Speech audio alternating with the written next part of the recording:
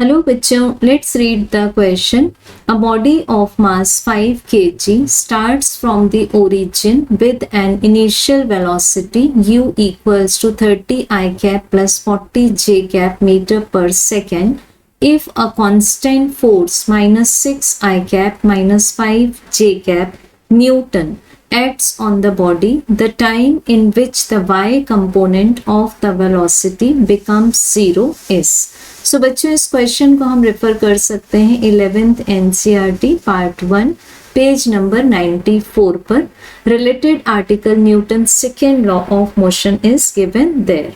सो question में given है हमें कि एक बॉडी है जिसका मास है 5 kg और ये ओरिजिन से स्टार्ट करती है. इसकी इनिशियल वेलोसिटी वेक्टर फॉर्म में गिवन है 30 I cap plus 40 j cap in metre per second. So यहाँ रिकॉल करते हैं कि I cap is a unit vector along positive direction of x axis and j cap is a unit vector along positive direction of y axis.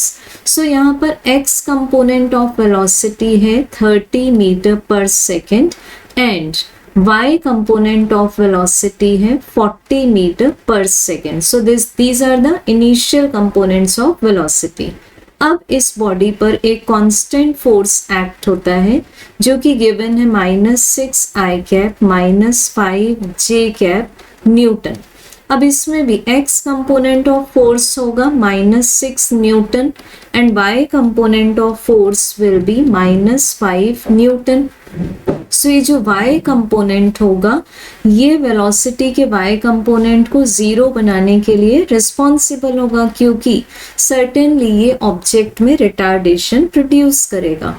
सो हम लेंगे यहाँ पर सबसे पहले y component of initial velocity is 40 metre per second जो कि vertically upward ले जाता है ऑब्जेक्ट को एंड फोर्स का y कंपोनेंट है -5 न्यूटन.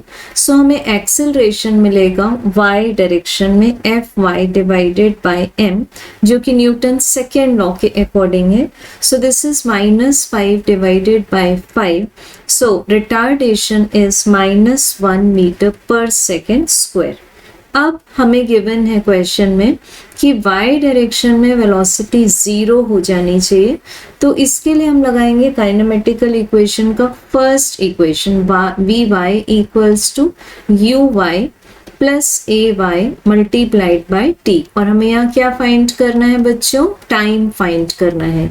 तो vy को पुट कर देंगे 0.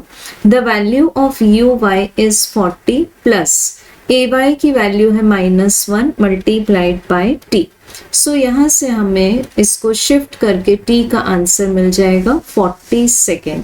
So we can say that in 40 seconds the y component of velocity becomes 0. Hence correct answer is option 3. Thank you.